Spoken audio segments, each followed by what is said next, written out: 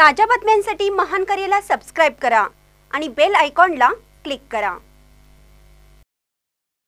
गोसेवा करणे म्हणजे मोठे पुण्याचे काम, परमपूज्य प्राणलिंग स्वामीजी यांचे प्रतिपादन।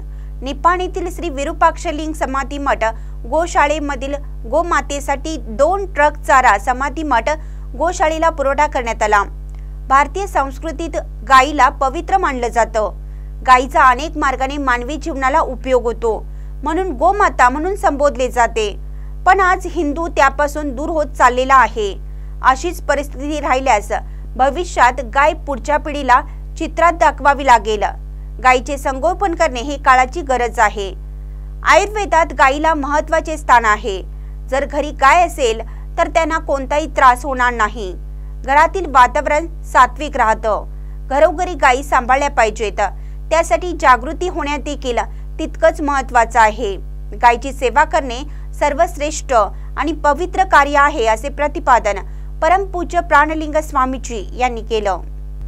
या गोरक्षण सेवा समितीचे प्रमुख सागर श्रीखंडे म्हणाले, शासनाने गोशाळेकडे लक्ष देण्याची गरज आहे।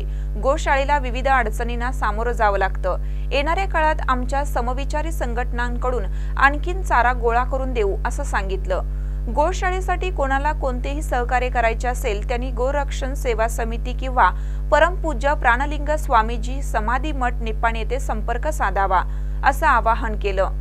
हिंदू धर्म रक्षक अभियान प्रमुख आकाश स्वामी, मावळा ग्रुपचे विनायक खवरे यांनी मत मांडलं। हा उपक्रम यशस्वी करण्यासाठी नवनाथ खवरे, आकाश स्वामी, विनायक खवरे, नितीन हनीमनाळे, अवधूत खवरे, स्वप्नील खवरे, आकाश शेळके, आदित्य शेळके, सागर श्रीखंडे आदींनी परिश्रम घेतलं। यावेळी गोरक्षण सेवा समिती निपाणी हेल्पलाईन, मी हिंदू धर्म रक्षक अभियान आणि मावळा ग्रुपमधील कार्यकर्ते उपस्थित होते। महानकर न्यूजसाठी गौतम जाधव, निपाणी।